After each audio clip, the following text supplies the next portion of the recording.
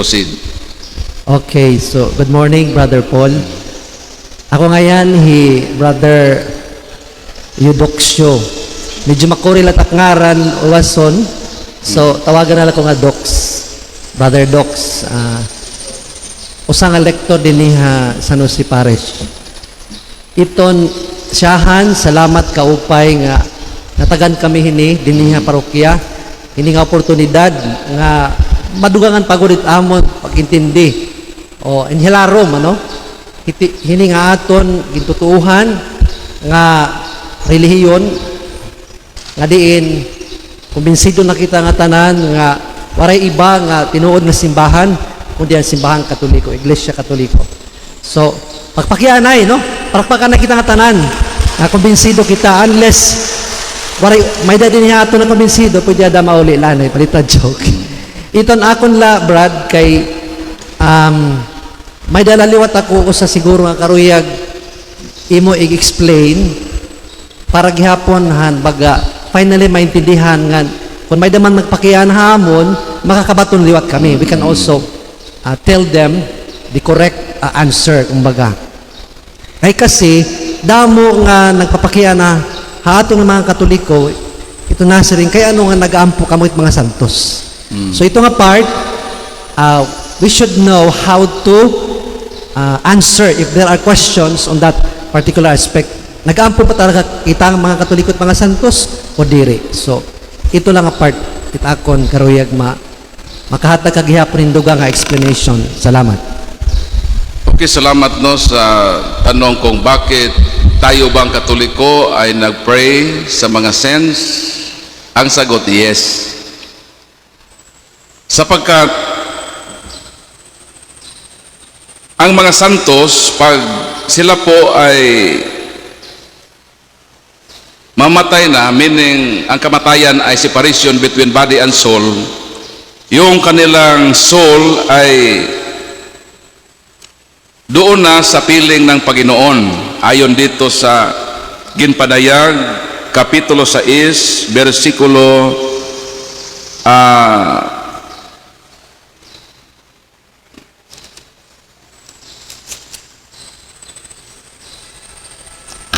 Ginpadayag Ginpadayag. Ikaw anong kumura dito sa kasi wara ito.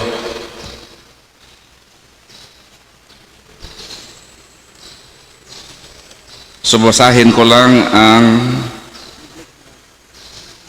Ginpadayag Kapitulo 6 versikulo 9. So sabi dito,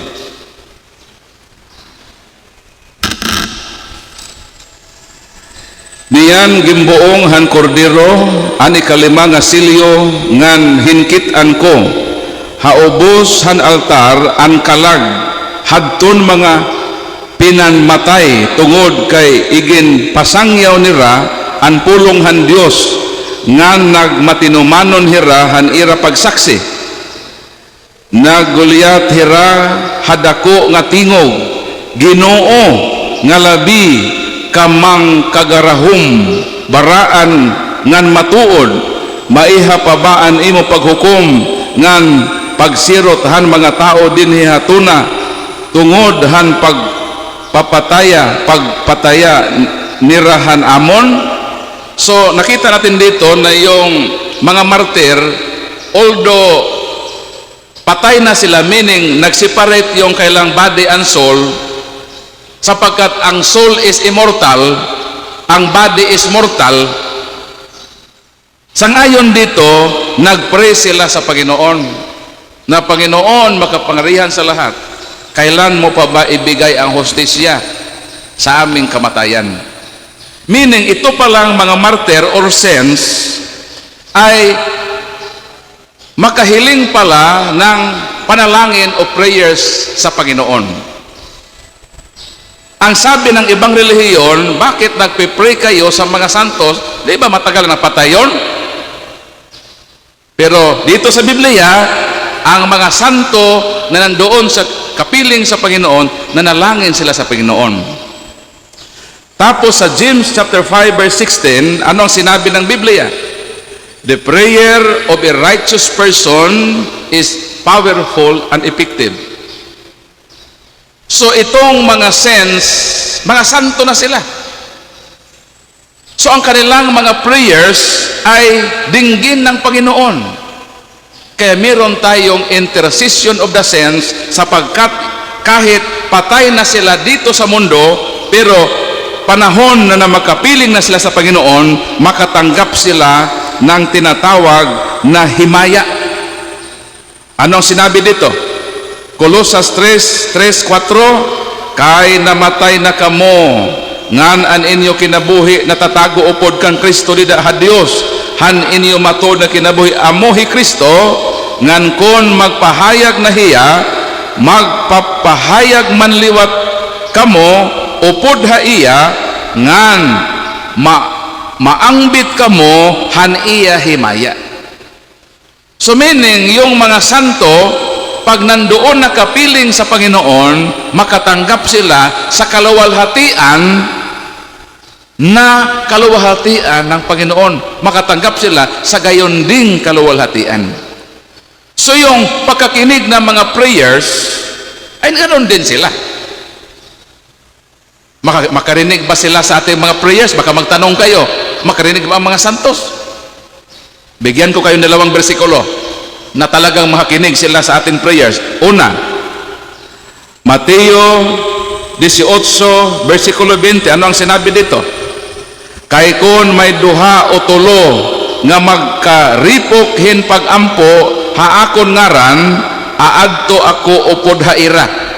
So pag kung meron tayong communal prayers, nagpipray tayo, nandoon po si Jesus. Sangayon dito, aadto ako upod haira. Ang tanong, sino ang kasama ni Jesus? Dito sa Juan 12:26, ito ating babasahin. 12:26. Sabi dito, kinahanglan magsunod haakon ang karuyag magsirbi haakon. Base kon hain ako, aadto man an akon surugoon. So kung saan daw si Jesus, kasama niya ang kanyang mga alagad. Especially ang mga saints na napatay na makapiling na sa Panginoon. Kung saan daw si Jesus, nandoon din kasama niya ang kanyang mga santo, mga alagad. Ngayon, pag mag-pray tayo, si Jesus ay nasa gitna natin. Sino ang kasama niya? Yung mga santo. Di, mag-pray ako dito, nandoon ka, di makinig ka sa prayers.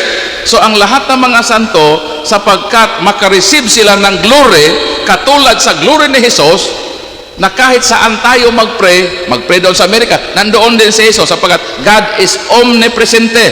God is in all places. Proverbs chapter 15 verse 3. So kahit saang dako mag-pray ang mga tao, nandun si Jesus, nandun din kasama ang mga santos. Sino ba ang hindi makarinig? Kung ba nag-pray tayo dito tatlo, nandyan si Jesus dyan, nandun ang mga santos, nakarinig nga rin sila sa imbuhin doon sa malapit sa kasada. So sapagkat makareceive sila ng glory o kaluwalhatian gaya ng kaluwalhatian na meron ang ating Panginoon. Kaya yung sabi lang hindi daw makakinig dahil patay na, mali yun. Ang namatay yung katawan, sapagkat ang tao ay body and soul. Ang body is mortal, ang soul is immortal. Pag maghiwalay na, sa cemetery itong body, pero yung soul na hindi mamatay, makapiling doon sa Panginoon at makareceive ng kaluwalhatian gaya ng kaluwalhatian ng ating Panginoon. Di makarinig ang panalangin ang mga santos, sapagkat hindi na sila limited. Ngayon, limited pa tayo. Sapagkat physical tayo. Pag mag-spirit na tayo, katulad na tayo sa Panginoon na kung ano ang kanyang kaluwalhatian, gayon din ang ating makamtan. Follow-up question. Thank you, Brad. Okay, follow up. So, may daba naton mababasa ha Biblia nga inihira nga gi-consider naton nga mga santos as in recognized ba dito ha heaven nga santo ko dira. Para bagan Like, for example, masaring ka. O well, ang mga apostles nila siguro, may dapat dito baga pwede natin makuha nga reference nga inila nga mga apostoles ang 11 na nabilin, no? Assuming ang 12, ang 11 na lang pabilin hanggang sa katapusan. Except also for the additional na mga disciples. May dapat dito bagan Bible's text na would convince us o para gyapon nga tanan nga masaring inihira declared gud ang mga santos. Ito mismo bagan masaring kita nga santo na gud inihira. Paano maging santo? Yun ba ang... Well, in a sense kung baga nakasiring kita nga santo na gud inihirangan, pwede na naton hira pagampuan. Okay. We can channel our intercessory prayers. Okay. Thank you. Unang-una, ang simbahan ay hindi gumagawa ng santo. Ang ginawa niya, nagdeklara ng santo. Ang santo nagsimula sa kanyang mismong buhay. Before pa sa deklarasyon, namuhay na siya sa kabanalan. Ang simbahan, kinikilala siya bilang banal. For example, San Pedro Calungsod, matagal nang namatay siya noong siya ay pumunta doon sa Guam bilang katekes, binigyan niya ang kanyang buhay, naging martir, santo na siya. Pero ang simbahan ay inopisyal siya na talaga ang taong ito ay kinikilala ng simbahan bilang santo. At dahil doon, modelo siya sa ating pamumuhay na handa tayong mamatay sa pagtuturo ng katikisim ng simbahan, ano man ang mangyari.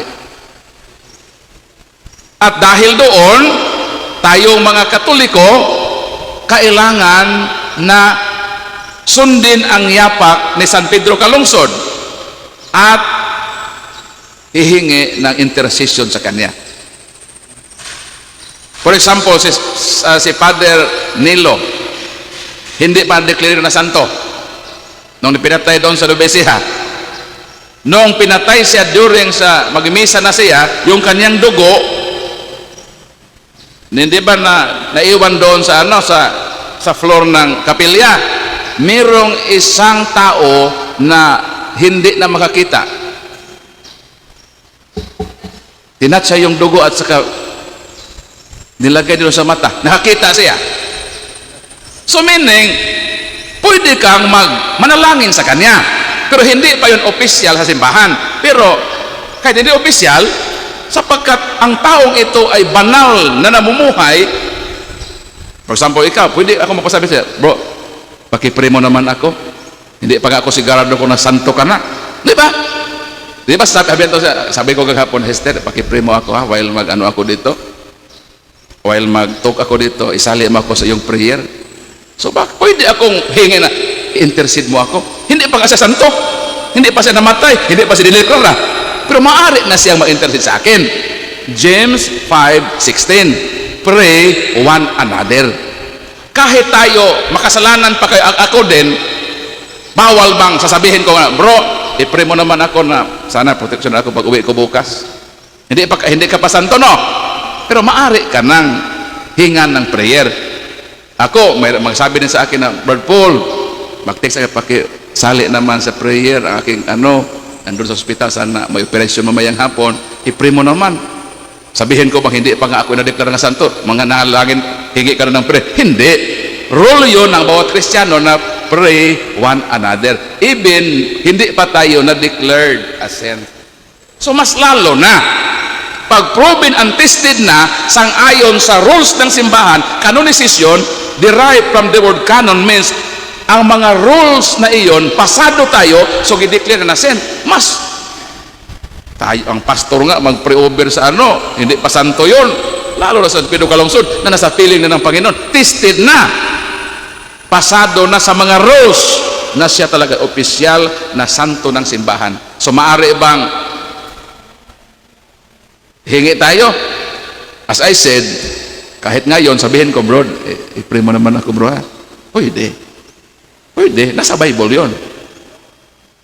Pray one another.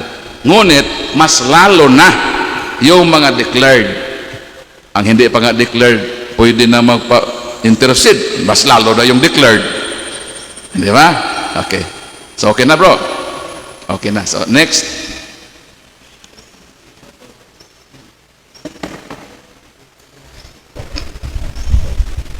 Okay, so Brother Paul, this question comes from one of our FB Live viewers today.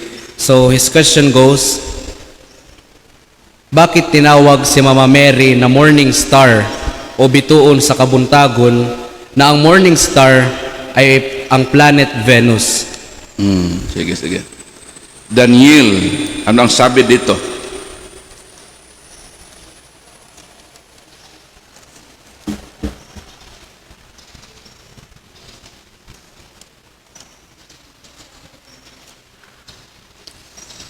Sabi ito sa Bisaya ha?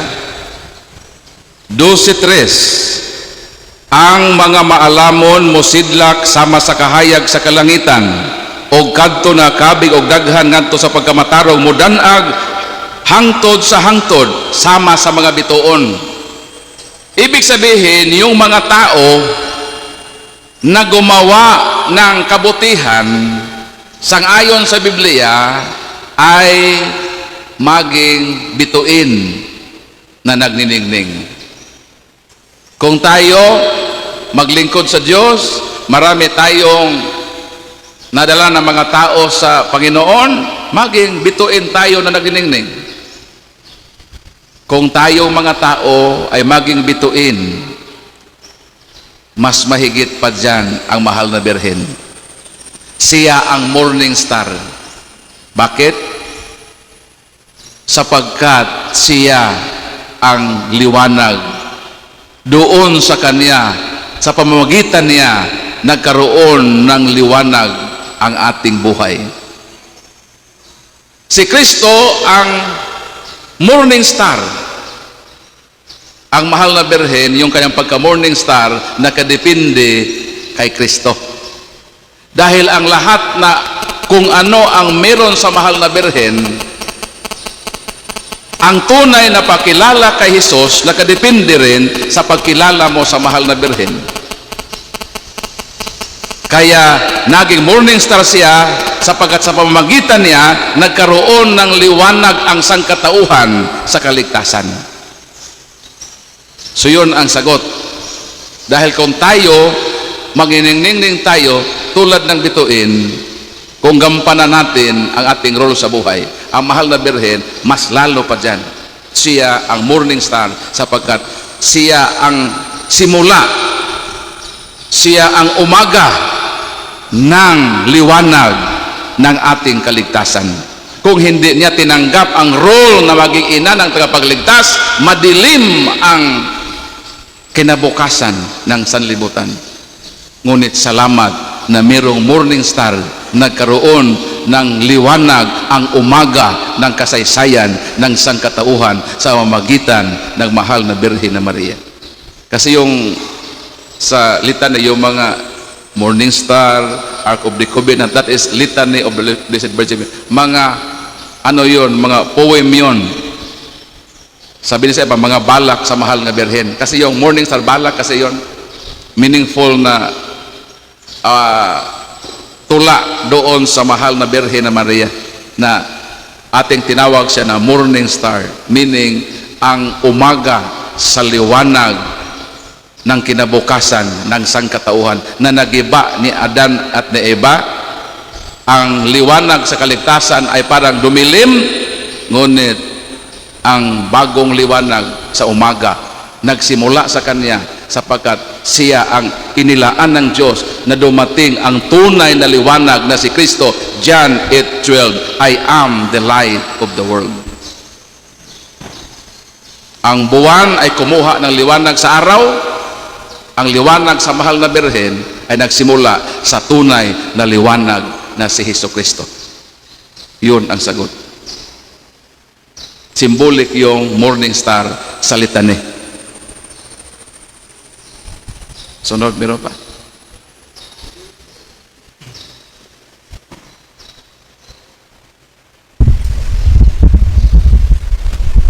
Hello, Brother Paul. Gusto ko lang magpa-clarify, no? Dito sa Exodo Kapitulo 20, versikulo 4, na ang sabi dito is, huwag kang gagawa ng imahin ng anumang nilalang na nasa langit, nasa lupa o nasa tubig upang sambahin. At ito po ba ang mga imahe ay ang tawag dito kasama po ba dito sa Exodo Kapitulo 20, versikulo 4? Okay, salamat no sa tanong. Sabi ng Exodus, Kabanata 20, talata 4, nasa Dekalogo, noong pumunta si Moses 40 days sa Mount Sinai, nakapunta ako sa bundok na ito, doon sa Egypt, tinanggap niya yung 10 Commandments. At yung binasa mo ay nakaukit iyon sa bato. Huwag kang gagawa ng anumang imahen o larawang inanyuan, huwag kang sasamba sa mga bagay na ito. Huwag kang gagawa ng mga larawan na hango sa kalangitan. Dito ibabaw sa lupa at sa ilalim sa lupa, huwag mo silang sambahin, sapagkat ako ang Diyos. Yun ang nakasaad sa banal na kasulatan na inutos ng ating Panginoon. Ngayon ang tanong, ito ba ang ating mga larawan sa Katoliko? Ito ba ang tinutukoy na mga larawan na binanggit sa talatang ito? Ang sagot ay hindi. Unang-una, bakit ang Diyos ay nagbigay ng utos? Sapagkat mayroon ng existing na mga images. Bago pa man ginigay ng Diyos kay Moses ang kautosang iyon, ang mga tao noon ay sumasamba na sa mga larawan tulad ni Baal, ni Kimos, ni Astarte, ni Astaroth. Maraming mga larawan na kailang kinikilala na Diyos. Bakit sila gumawa? Sapagkat hindi nila alam na may tunay na Diyos. Kaya noong binigay yon ng Diyos sa bayang Israel, alam ng mga Israelita kung ano ang tinutukoy sa batas na iyon. Tumutukoy iyon sa mga existing images sa kanilang panahon. Ngayon, nakasama ba dito yung ating mga larawan? Alamin natin ang konteksto ng nabanggit na bersikulo. Huwag kang gagawa ng alinmang mga imahen kung ang imahen na ito ay kilalanin mong Diyos. Ayon dito sa Isaiah 44, ito ang nakasaad.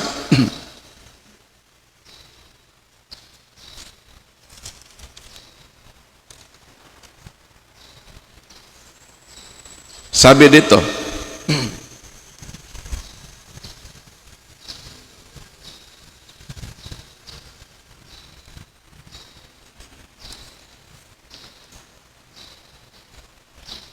ang salin han kahoy hinhihimo niya nga Dios ngan hinuyukbuan ngan ginsisingba ini niya, nagampo hiya nga dahini nga nagsiring, ikaw an akon Dios, talwasa ako. So merong tao na yung kahoy ginawa niyang larawan at lumuhod siya sa larawang iyon, nagdasal siya sa larawang iyon at sinabi niya, ikaw ang aking Diyos, iligtas mo ako. Ano yon? Diyos yon. Ang tanong ay ganito, may Katoliko ba na tiningnan yung larawan ni Mama Mary, ikaw ang aking Diyos, iligtas mo ako? Ikaw ba? Ikaw na larawan ba? Wala. Sapagkat klarong-klaro sa ating teaching sa Baltimore Catechism 223, hindi tayo nanalangin sa malarawan. Bawal yon. Catholic does not believe that images may be worshipped. Hindi natin sinamba ang larawan. Bawal yon sa simbahang Katoliko. At walang Katoliko na gumawa ng anumang bagay sa langit na kinikilala nating Diyos. Halimbawa, ano ang nasa langit paggabi? O ano makita mo doon?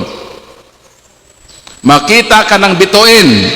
Ang tanong, tayo mga Katoliko, gumagawa ba tayo ng larawan ng bituin?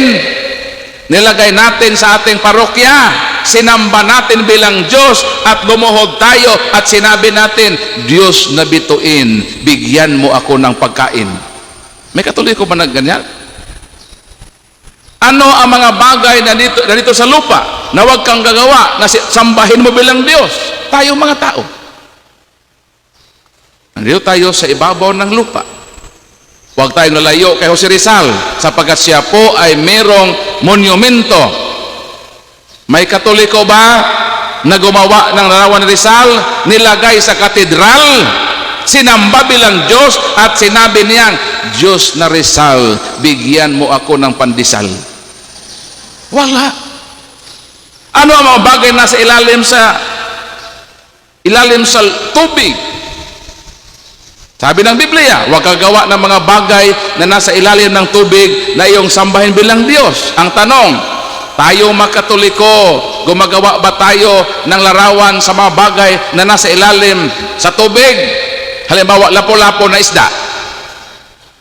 Gumawa ba tayo ng larawan ng lapo-lapo na isda? Nilagay natin sa ating kapilya, ating sinamba at sinabi natin, Diyos namin na lapo-lapo, bigyan mo ako ng kulapo.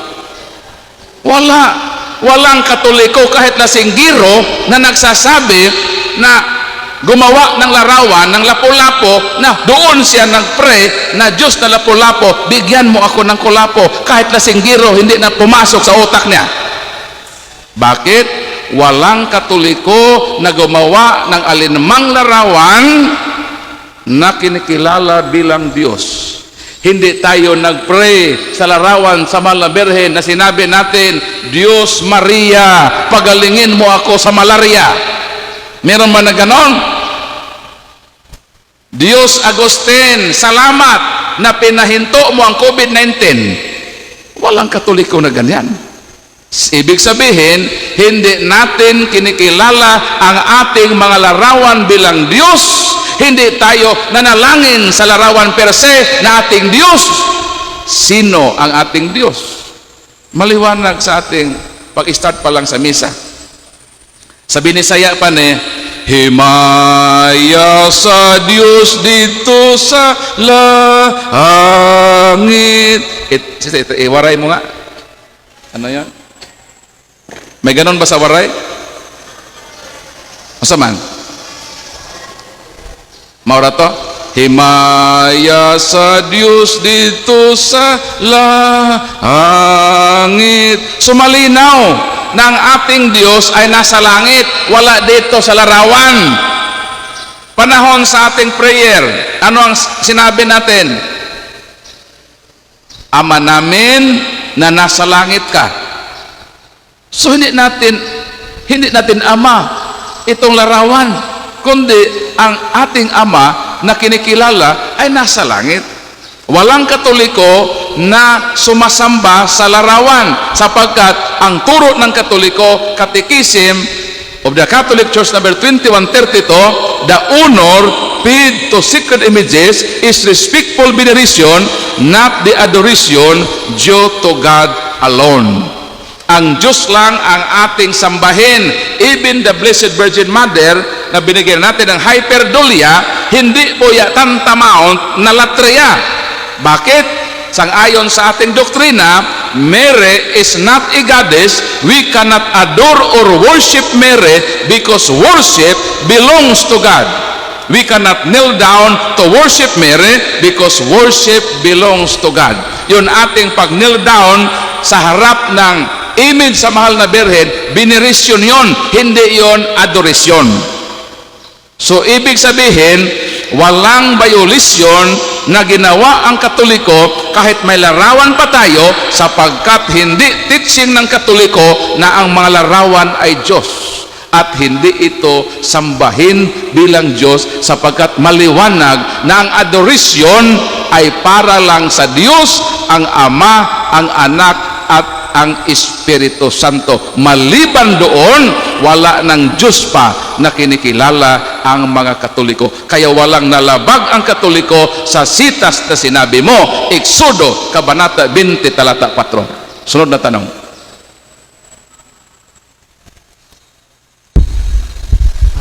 Saan mabasa sa Biblia na ang Diyos ay nagpagawa ng mga rebulto? Mabasa sa Exodus, Kabanata 25, mga talata 18 hanggang 22. Yung ipinagbabawal mababasa sa Exodus, Kabanata 20, talata 3 hanggang 5. Pero pagbasahin mo doon sa unahan, Kabanata 25, may masusumpungan kang talata na ang Diyos mismo nag-utos kay Moses. Sabi niya, Moses, make an images of angels. So nandyan.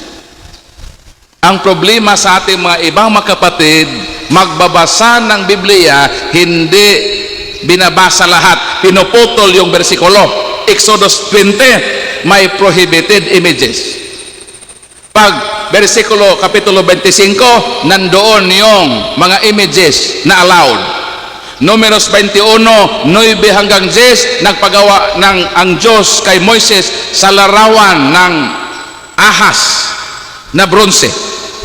Ezekiel, 2 Kronikas kapitulo 3 bersikulo 10, si Salomon naggumawa siya ng dalawang rebulto ng kerubin doon sa most holy place at doon sa Ark of the Covenant. Ezekiel 41, 17 hanggang 20, ang templo ng Diyos ay mayroong mga larawan. Basahin natin dito sa Bibliang Waray. Ezekiel 41. Sabi dito,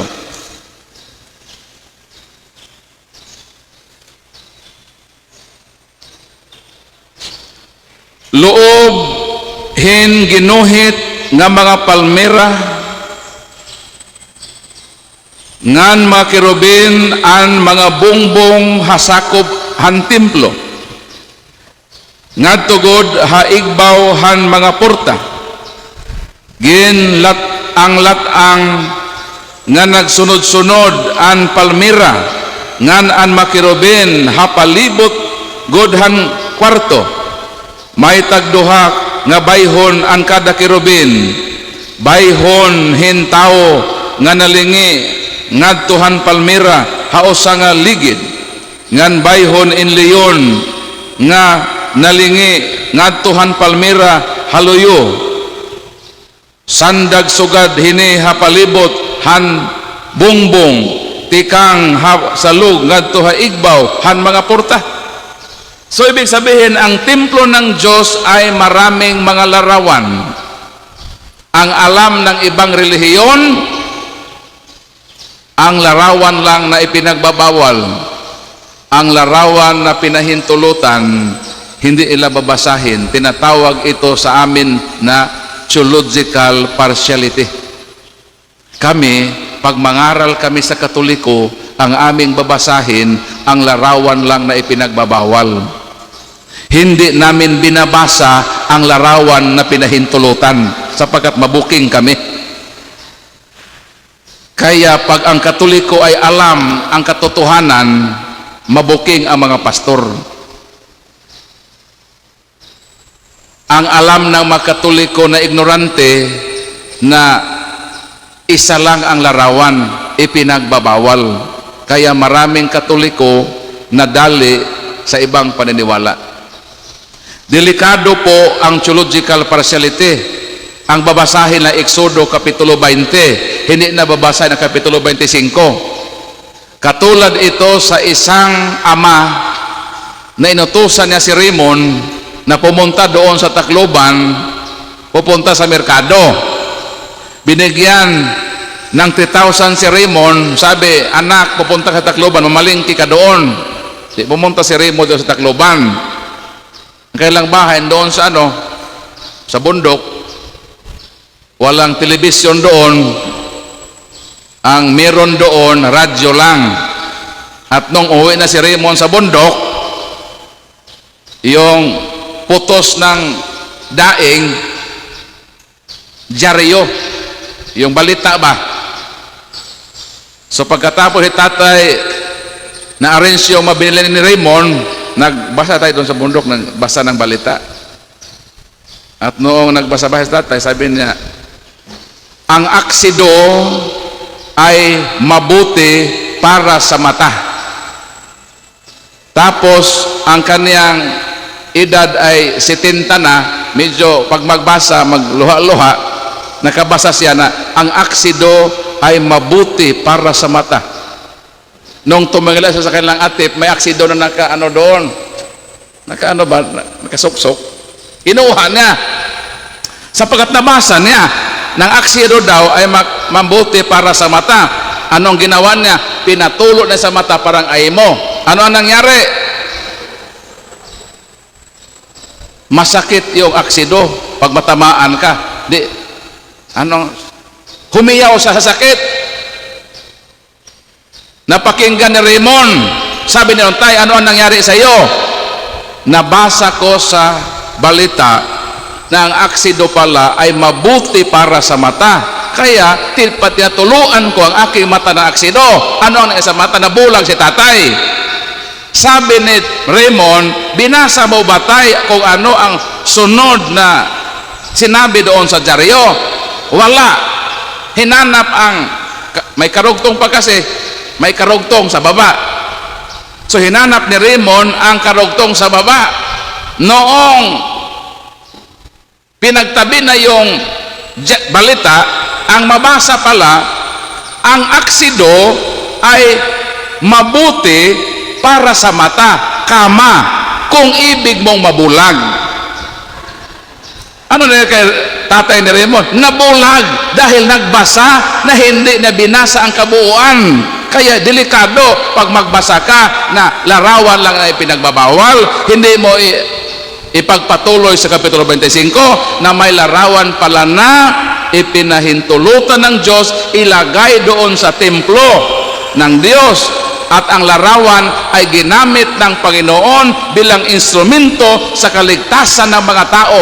Números 21, 9 o 10, noong maraming mga Israelita na namatay dahil sa kagat ng ahas, sabi ng mga Israelita, Moses, manalangin ka sa Diyos na mahinto sana ito na trahedya. Ano ang sabi ng Diyos bilang reply sa panalangin ni Moses? Moses, gumawa ka ng larawan ng ahas na bronze. Sino man na tititig sa larawan na iyon, kahit makagat siya ng ahas, siya ay mabuhay. Kung ang mga protestante buhay pa noon, ubos na silang lahat. Bakit?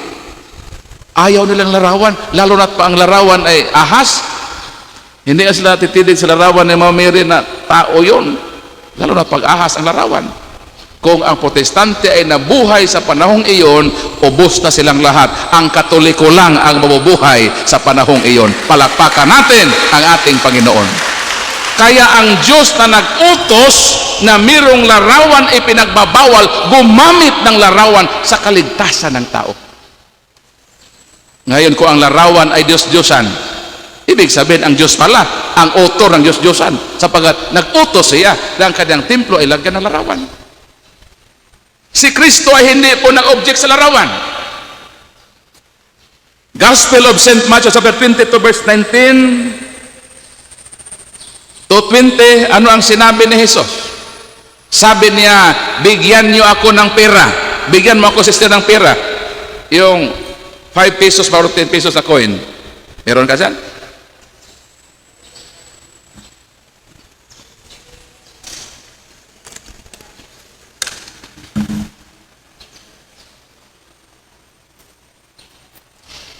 At binigyan nila si Jesus ng pera. Pero hindi ako si Jesus, ha? Pagkasabihin nyo ako si Jesus. At binigyan nila si Jesus ng pera. Ano ang sabi ni Jesus? Sino ang larawan na nasa pirang ito? Ano ang sabi ng mga tao? Larawan iyon ni Cesar. Ano ang sabi ni Jesus? Ibigay ninyo ang mga bagay kay Cesar at ibigay ninyo ang mga bagay sa Diyos. Sa Diyos. Hindi, sige nga, bawal itong larawan. Yun na sana ang pagkataon na si Jesus ay mag-object na bawal ang larawan sapagkat nakaharap na niya mismo ang larawan ni Cesar. Pero si Kristo never po na nagbigay ng remarks na bawal itong larawan. Pinayagan ni Jesus na kahit ang ating mga pera ay mirong mga larawan.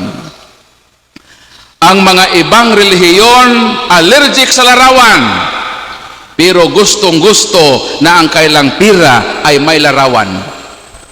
So kolektahin ninyo ang kailang pera. Umuwi ka, sister. Puntahan mo ang mga pera sa born again. Tanggalan natin lahat ng larawan. Tingnan natin, makabili pa ba sila ng bigas? Hindi natanggapin yon pagwa ng larawan, lalo na pag makupas na yon, wala ng larawan. So ang larawan importante. Kung bawal Diyos-Diyusan ang larawan, hindi na sila dapat mag-ID. Burahin na ang ID nila sapagkat Diyos-Diyusan pala ang larawan. At hindi na sila dapat bibili pa ng cellphone na may kamera. Magkasala sila sapagkat kukuha sila ng larawan. So, embargohin do ang kanilang cellphone sapagkat instrumento yun ng Diyos-Diyusan. Mag-picture-picture sila. Ang profile pa naman may picture, no? So, hindi lahat ng larawan ipinagbabawal. Ang larawan ng Katoliko, hindi po itinuring na Diyos kailanman at walang turo ang Katoliko na kilalanin ito bilang Diyos sapagkat maliwanag ang ating teaching na may Diyos lang na dapat sambahin at walang iba. Ang tunay na Diyos, ang Ama, ang Anak, at ang Holy Spirit. Palakpakan natin ang ating Panginoon.